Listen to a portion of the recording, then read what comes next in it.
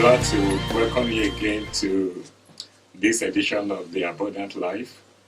I want to thank those who have given us feedback, written back to explain how the program has impacted their lives. And I just also want to remind you that you are free to send us feedback about what the program is doing in your life. Today we are going to start on a series on the power of expectation. I will be looking at the place of expectation in achieving what God wants us to achieve in life.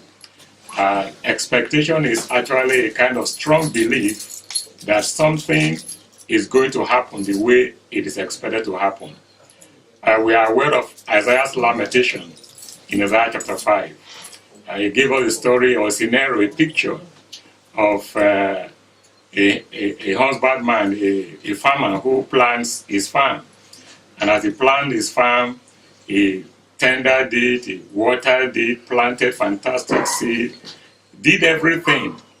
And verse 2 tells us that he had an expectation that it was going to bring forth good fruit. And it ended up not bringing forth good fruit. So that made him to be angry about the vineyard and decided that he will abandon it. Expectation is powerful. And in life, what you do not expect, most times you do not get. But the thing is, what are the sources of expectation? How do we develop expectation? The psalmist tells us that his expectation is from the Lord, that he is looking up to God. So God is one source of expectation. In the scripture, we discover that there are other sources talk about the expectation of the wicked. There are people who are expecting you to fail, expecting things to happen wrongly to you. You have the expectation from your spouses. Many marriages go through crises because there are expectations that are unfulfilled.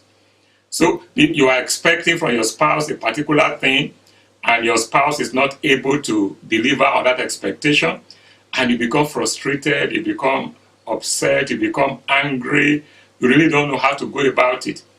So expectation can be from your place of work. At the time when you are employed, your employer will give you a list and say, these are the expectations. Some of us are judged on commission. Some of us are judged on performance indexes.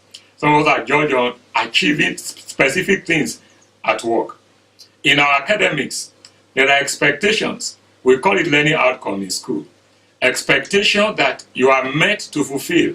So sometimes those expectations determine what you become.